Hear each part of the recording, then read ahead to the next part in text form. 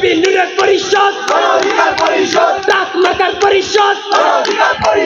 নীলফামারীর জলঢাকায় জনতার অধিকার আমাদের অঙ্গীকার প্রতিপাদ্যকে সামনে রেখে ২৪-এর গণ অভ্যুত্থানে শহীদ ও আহতদের স্মরণ এবং নতুন বাংলাদেশ বিনির্মাণের প্রত্যয় নিয়ে গণ অধিকার পরিষদের আয়োজনে এক গণসমাবেশ অনুষ্ঠিত হয়েছে। শনিবার উপজেলা সরকারি মডেল পাইলট উচ্চ বিদ্যালয় মাঠে আয়োজিত এই সমাবেশে হাজারো মানুষ অংশগ্রহণ করেন। গণ অধিকার পরিষদের সহ প্রচার ও প্রকাশনা বিষয়ক সম্পাদক মোহাম্মদ সোহাগ হোসাইনের সভাপতিত্বে আয়োজিত এই সমাবেশে প্রধান অতিথি হিসেবে ছিলেন গণ অধিকার পরিষদ নেতা এবং সাবেক ঢাকসু ভিপি নুরুল হক নূর। প্রধান অতিথির বক্তব্যে তিনি বলেন, যেহেতু আপনাদের সামনে এসেছি এবং গণ অধিকার পরিষদের মতো একটি উদীয়মান রাজনৈতিক দলের নেতৃত্বে আছি, সুতরাং গণ অধিকার পরিষদ এবং বর্তমান রাজনৈতিক প্রেক্ষাপট নিয়ে দু চারটি কথা আপনাদের সামনে বলতে চাই। বাংলাদেশের গত 16 বছরের আওয়ামী দুঃশাসন আপনারা দেখেছেন।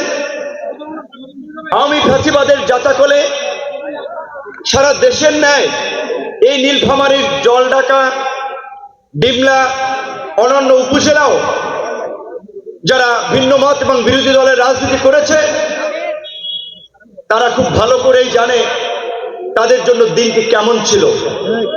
2018 সালে এই কোটা সংস্কার আন্দোলনে আমরা নেতৃত্ব দিয়েছিলাম এবং সেই আন্দোলনে আপনাদের এই নীলফামারী তথা উত্তরবঙ্গের বেশ কিছু কৃতি সন্তান যারা আমাদের সাথে থেকে ধারাবাহিকভাবে লড়াই সংগ্রাম করেছে এবং এই লড়াই করতে গিয়ে জেলে গিয়েছে, মামলার শিকার হয়েছে, বারবার হামলার শিকার হয়েছে।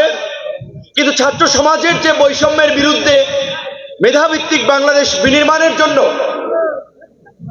যে কোটার বিরুদ্ধে আমরা আন্দোলন করেছিলাম, কোটার সংস্কারের দাবিতে আন্দোলন করেছিলাম, আমরা সেখান থেকে সরে আসি নাই। রাজাপক্ষের পতনের জন্য জনগণ শ্রীলঙ্কার রাজভবন দখল করেছিল, তখনই এই দেশের জনগণের উদ্দেশ্যে আমরা আহ্বান জানিয়েছিলাম শ্রীলঙ্কার মতো গণভবন দখল করার জন্য প্রস্তুতি নেন।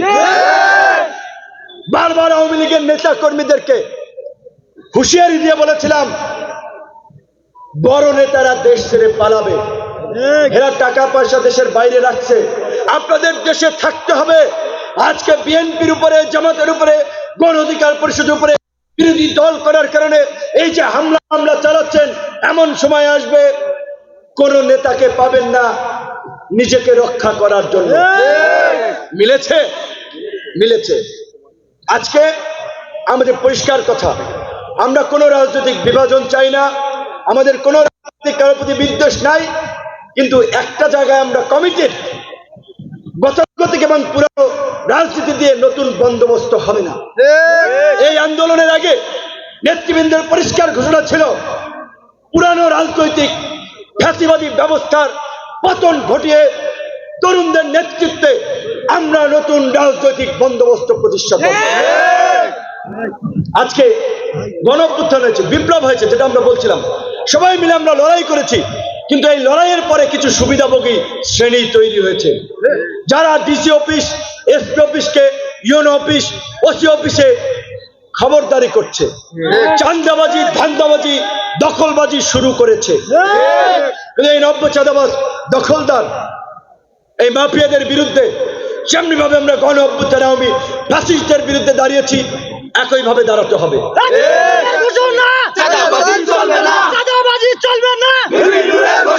আজকে এই গণ অভ্যুত্থানের পরেও আন্দোলনকারীদের ব্যানারই, এই আহতদের ব্যানারে শহীদ মিনারে আমাদের এক নেতার উপরে কিছু ছাত্র হামলা করলো, পরবর্তীতে সেখানে গ্রেপ্তার করছে তাদেরকে। কিন্তু আমার মনে হয়েছে এটি কোনো স্বাভাবিক ঘটনা না। গত কয়েকদিন আগে এনসিটিভি ভবনের সামনে আমাদের ক্ষুদ্র নৃতাত্ত্বিক গোষ্ঠী বা যাদেরকে আদিবাসীও বলে, তারা একটা প্রোগ্রাম করবে, সেখানে একদল দুর্বৃত্ত হামলা চালিয়েছে। এইখানে এই গণ অভ্যুত্থানের পরে মিছিল করবে, মিটিং করবে, এই স্বাধীনতা সকলের আছে। আমাদের তো অধিকার নাই কাউকে বাধা দেওয়ার, হামলা করার। তাহলে এই যারা হামলা করছে এরা অস্থিরতা তৈরি করার জন্য চেষ্টা করছে, এরা দেশে অস্থিতিশীল পরিস্থিতি সৃষ্টি করার জন্য পায়তারা করছে, এদেরকে শক্ত হাতে দমন করতে হবে সরকারকে। এবং একই সাথে সরকারও ক্ষমতা পেয়ে নিজেদেরকে বাহাদুর ভাবলে চলবে না। আপনারা যে চট করে শতাধিক পণ্যে কর এবং শুল্ক বাড়িয়ে দিয়েছেন, এর ফলে আবার জিনিসপত্রের দাম বাড়বে, সাধারণ মানুষের ভোগান্তি হবে। এই ধরনের গণবিরোধী সিদ্ধান্ত যদি আপনারা নেন, জনগণ কিন্তু আপনাদের বিরুদ্ধে দাঁড়াবে। তাই সরকারকে বলবো অনতি বিলম্বে শুল্ক এবং কর বাড়ানোর এই গণবিরোধী সিদ্ধান্ত থেকে সরে আসুন।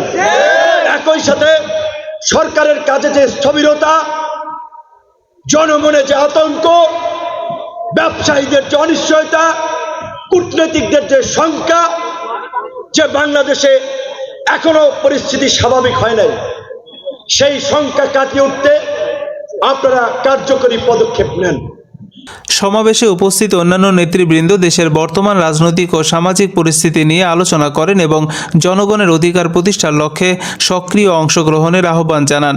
গণসমাবেশে বিভিন্ন শ্রেণী পেশার মানুষ অংশগ্রহণ করেন এবং এই সমাবেশ নতুন বাংলাদেশের স্বপ্ন বাস্তবায়নে সবাইকে অনুপ্রাণিত করে।